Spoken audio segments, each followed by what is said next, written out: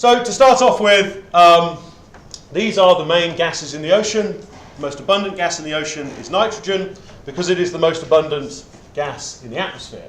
Okay, and if you've watched the introductory video, which a few of you have, you'll know that the concentration of a gas dissolved in the water is proportional to the concentration of the gas in the atmosphere overlying. Okay, and I did a little demonstration in the practical to show this, and I'll do that again in the practical on Tuesday for those that didn't come to the one yesterday. Okay. So the other gases, oxygen, carbon dioxide, the ones we're going to be talking about today. But there are lots of other gases. Anything that's dissolved, any gas that's in the atmosphere will dissolve in the ocean. Okay. And that's this concept of Henry's law. Do, if you haven't already, watch the video about that. If you don't understand anything, at least after the practical on Tuesday, then come and find me, ask questions about it, all that kind of stuff. Quite a lot of the gases, nitrogen, noble gases are inert. They don't really have anything to do with life at all. So although nitrogen or nitrate is critical for life, the most abundant form, which is nitrogen, is not really bioavailable. So you need to do some very energetic process like lightning or nitrogen fixation to turn that into something useful. We're not going to be talking about it today. Okay? And because the other gases are not really used by life, you can think of them as behaving conservatively in the ocean. Okay, so they should have fairly uniform concentrations. The ratios of them are fairly uniform.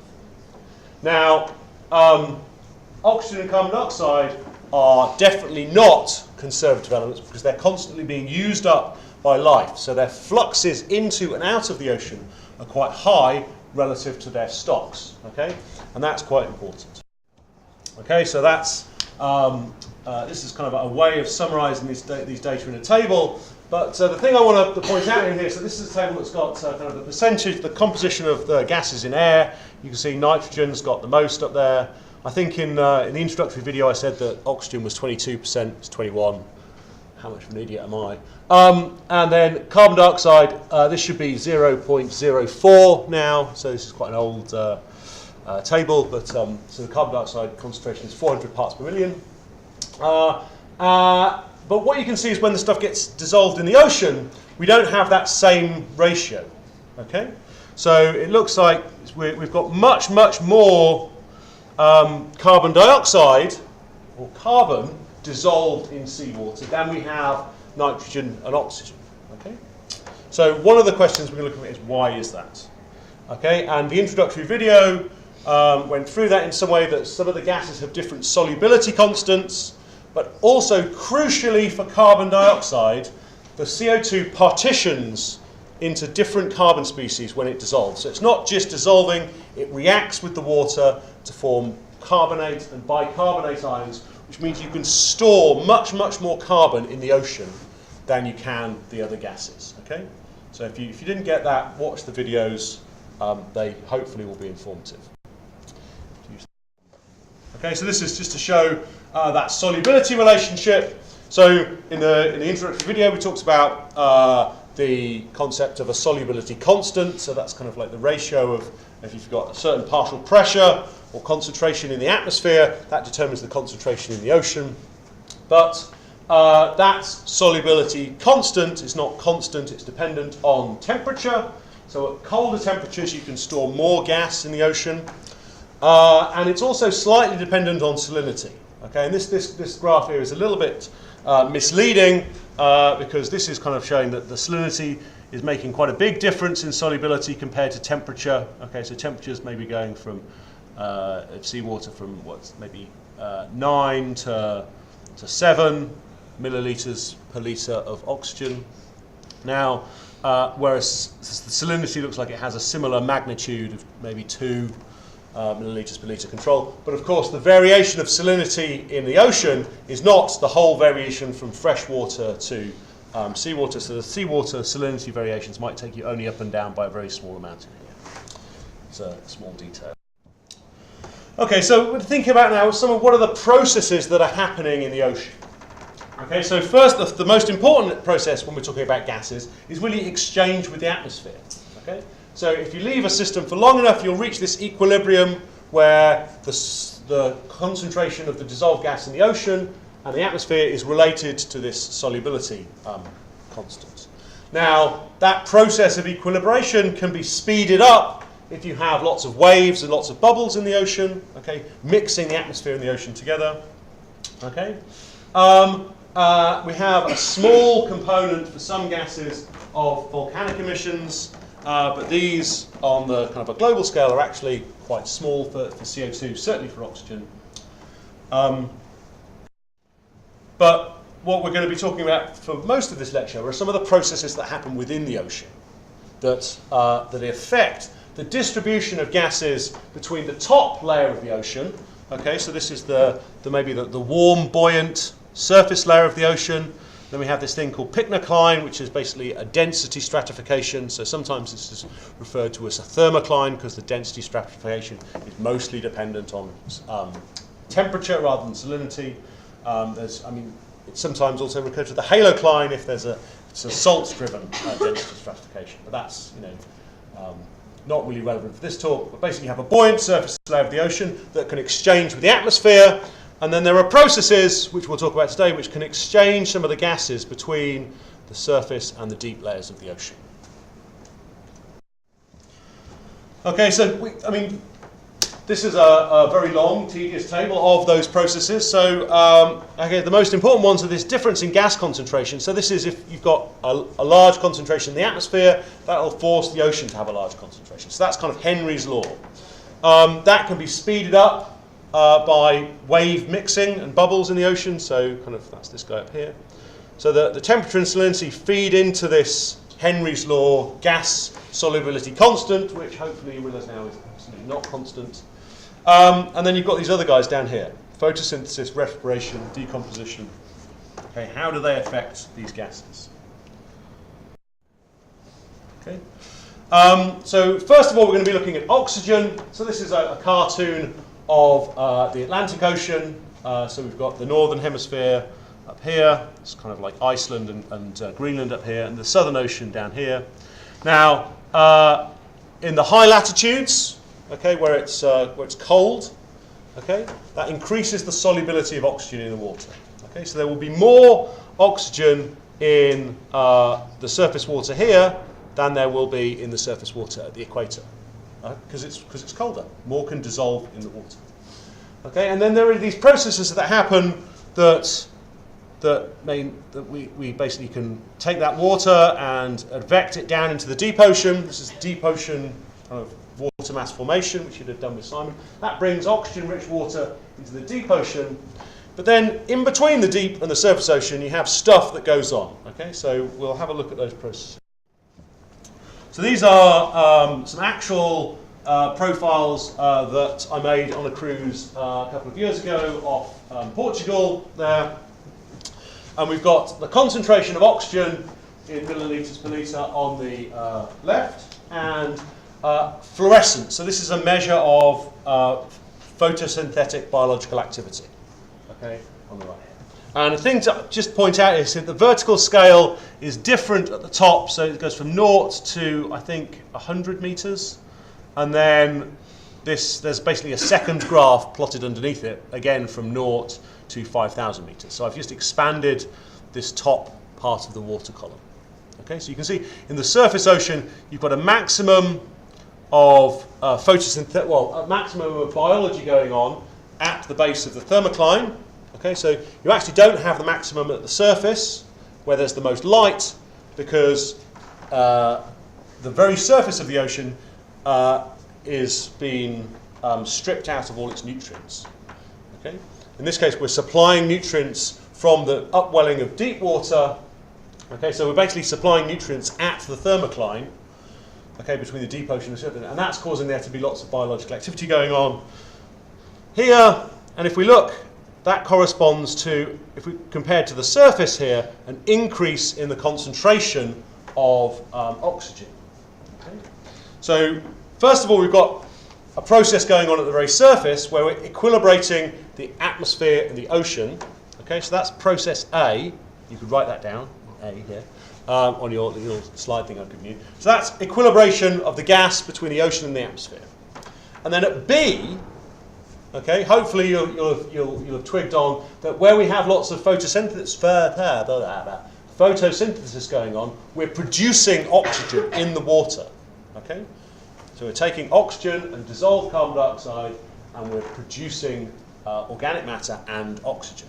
Okay, so that's what's happening here. Okay. So actually, if this water at the base of the thermocline was mixed up to the surface, that means that there would be more oxygen in the water than there should be compared to the atmospheric concentration. So it would actually be a flux of oxygen from the ocean into the atmosphere. Okay? And actually that is where 50% of the oxygen in the atmosphere comes from. It comes from this surface layer of the ocean. So if we look down into the water column, okay, if we go down to about 1,000 meters here, we can see that we're starting to get a much lower concentration of oxygen. Okay, just point out that this isn't down to 0 in this case. We've got 4 to 5 on our scale here. So in other parts of the ocean, this might go down a little bit more, but in this part of the ocean here, we've got a reduction in the concentration, and that's because of respiration. So the organic matter that's being formed up here is sinking down into the ocean, and as it sinks down, it stops photosynthesizing because there's no light, and it starts dying and being respired by bacteria. And that process uses up oxygen in the water. Okay? So that's respiration. Write that down in C at the bottom there.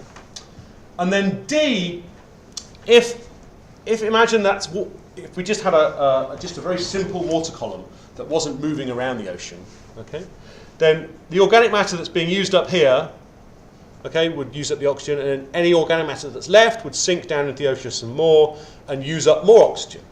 Okay, so we might see just a carrying on in decrease in concentration as we go down. Now that's not the case, okay, because the ocean is not a static column of water. It's being moved around a lot. So this is water that's formed at the surface somewhere else, okay, possibly at the high latitudes, and has been advected from the surface down and come along. Okay? That's why we have this increase at the bottom. So this is advection of oxygen-rich water. Okay? Okay, so if we look at a map of this process, so we were looking at just off Portugal here, which was a very nice cruise to be on. And you can see here that we've got this very strong latitudinal control, north-south control, on the concentration of oxygen in the surface water. And this is, almost all of this pattern is due to the surface water temperature. Okay?